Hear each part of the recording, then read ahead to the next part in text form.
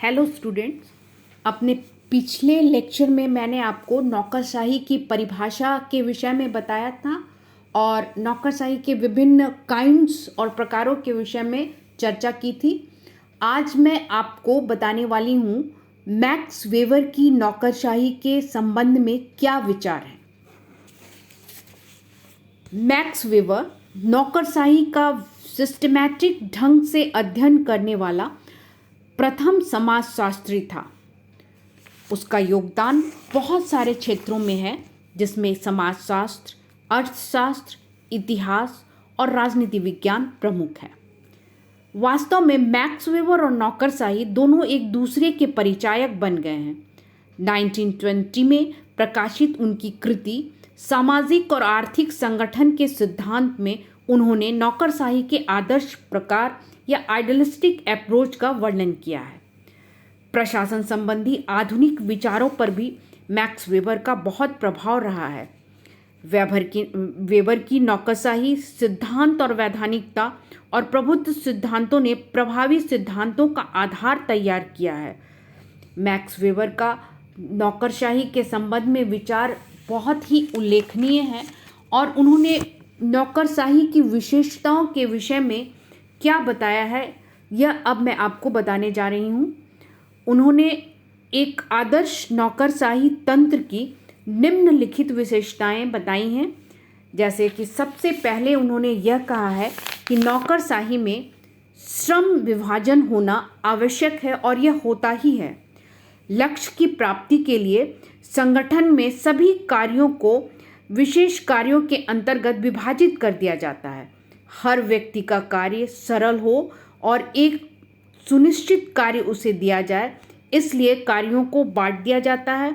परिणाम स्वरूप हर कर्मचारी यह जानता है कि उसे किन क्षेत्रों में काम करना है और किन क्षेत्रों में हस्तक्षेप नहीं करना है। नौकरशाही की दूसरी विशेषता है पद सोपान या हायरार्की की विशेषता। नौकरशाही में प्रशासन की एक पद श्रृंखला होती है, जिसमें अधीनस्थ कर्मचारी अपने से ऊंचे पदाधिकारी के अंतर्गत और उसकी देखरेख में कार्य करते हैं। नौकरशाही की और एक प्रमुख विशेषता है कि उसमें कागजी कार्यवाही पर काफ़ी बल दिया जाता है। उसमें लिखित दस्तावेज रहते हैं और फाइलें रहती हैं। कार्यालय में कोई भी निर्णय व्यक्तिगत नहीं लिया जाता। प्रत्येक कार्य निर्णय और आदेश जो होता है वह लिखित रूप में होता है। फाइलें, पंच कार्ड्स, कंप्यूटर, टेप आदि सभी संगठन में रहते हैं और इन्हीं के आधार पर निर्णय लिए जाते हैं। इस नौकरशाही की एक और प्रमुख विशेषता है कि यह निर्व्यक्तिक होती है। इसमें कर्मचारियों के बीच जो भी संबंध होते हैं वे व्यक्तिगत नहीं होते। वहाँ पर भावनाओं का महत्व नहीं दिया जाता और अनुभूतियों से यह मुक्त होता है और इससे यह प्रभावित नहीं होता है। निर्णय जो भी लिए जाते हैं वे औचित्य के आधार पर, सही और गलत के आधार पर लिए जाते हैं। इस नौकरशाही में औपचारिक नियम और प्रक्रियाएं बहुत ज़्यादा रहती हैं। इनका इतना अधिक उपयोग किया जाता है कि अधिकारी अपने निर्णय को इन्हीं नियमों के अंतर्गत लेते हैं। वे अगर फाइलों पर कोई टिप्पणी लिखते हैं तो उससे पहले वे उस नियमों की जांच पड़ताल कर लेते हैं जिसके अंतर्गत उन्हें कार्य करना है। इसके अलावा यह नौकरशाही आजीविका का भी माध्यम रहती है। नौकरशाही के सदस्य के रूप में नौकरी को प्रत्येक कार्मिक अपनी आजीविका बना लेता है। प्रत्येक कर्मचारी को संगठन की पदक्रम परंपरा के अंतर्गत निम्न पद से उच्च पद पर उन्नति मिलती है और यह उसका आजीविका का साधन बन जाती है। इसके अतिरिक्त इस नौकरशाही में सभी को वेतन दिया जाता है और जो भी कार्य व्यक्ति कर रहा होता है वह निश्चित वेतन के रूप में, पारिश्रमिक के रूप में उसे मिलता है। वेतन के अतिरिक्त कर्मचारी को सेवानिवृत्त हो जाने पर पेंशन और भविष्य निधि जैसी सुविधाएं भी दी जाती हैं। मैक्स वेबर ने यह भी कहा कि यह नौकरशाही कार्यकुशल होती है। यह कार्यकुशल लोगों का संगठन होती है। यह ठीक उसी प्रकार की कार्यकुशल होती है जैसे कि मशीनें अपने कार्यों को करती हैं। मशीनें और नौकरशाही दोनों ही टेक्निकल दृष्टि से सर्वोच्च होते हैं।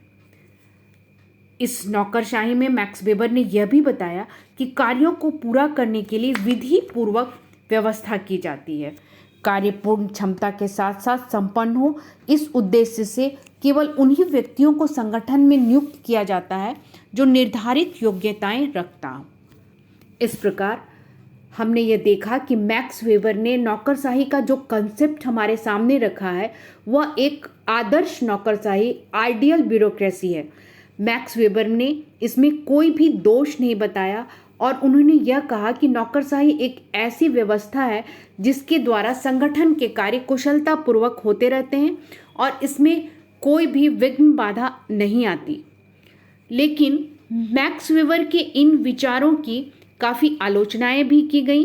विभिन्न समाजशास्त्रियों ने इनकी आलोचना करते हुए यह कहा कि मैक्स वेबर ने जो यह आदर्श रूप या आइडियल टाइप को नौकरशाही के अंतर्गत रखा है, यह शब्द ही दुर्भाग्यपूर्ण है। आजकल की परिस्थितियों में यह कहा जाता है कि नौकरशाही में कुछ भी आदर्श नहीं है। आलोचक यह भी कहते हैं कि मैक्स वेबर के विचार एक कल्पना जैसे हैं, उनका कोई तथ्यपूर्ण आधार नहीं है। वह मानव मनोविज्ञान, व्यक्ति के अनौपचारिक संबंध और औपचारिक प्रभावों पर कोई विशेष ध्यान नहीं देता। इसके अलावा यदि नौकरशाही के इस आइडियल कंसेप्ट की समस्त विशेषताएं अगर किसी एक संगठन में ले भी ली जाएं तो वे अनिवार्यतः अधिकतम कार्यकुशलता पैदा नहीं कर सकती, क्योंकि अगर प्रैक्टिकली देखा जाए तो संगठन की कार्यकुशलता का निर्धारण बहुत सारी परिस्थितियों पर निर्भर करता है। जैसे उसके कार्यकर्ता टेक्निकल दृष्टि से कितने कुशल हैं, उस संगठन का लक्ष्य क्या है और उस संगठन या ऑर्गेनाइजेशन की एटमॉस्फेयर या सामाजिक वातावरण वहाँ कैसा है।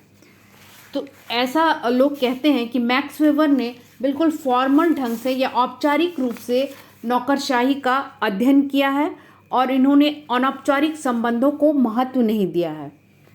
इस प्रकार मैक्स वेबर के नौकरशाही की बहुत सारी आलोचनाएं की जाती हैं, लेकिन फिर भी हम यह जानते हैं कि नौकरशाही का जो आइडियल कंसेप्ट है, यह जो आदर्श रूप है, यह परिकल्पना मैक्स वेबर के द्वारा ही दी गई है और आज भी इसका अद्वितीय स्थान है। इसलिए कार्ल जे फ्रेडरिक ने मैक्स वेबर की नौकरशाही के अध्ययन को एक महत्वपूर्ण दिशाएं खोलने का एक यंत्र बताया है और लोक प्रशासन में मैक्स वेबर की नौकरशाही का बड़ा ही महत्वपूर्ण स्थान है। मैं उम्मीद करती हूँ कि आपने मैक्स वेबर की नौकरशाही को समझ लिया होगा। धन्यवाद।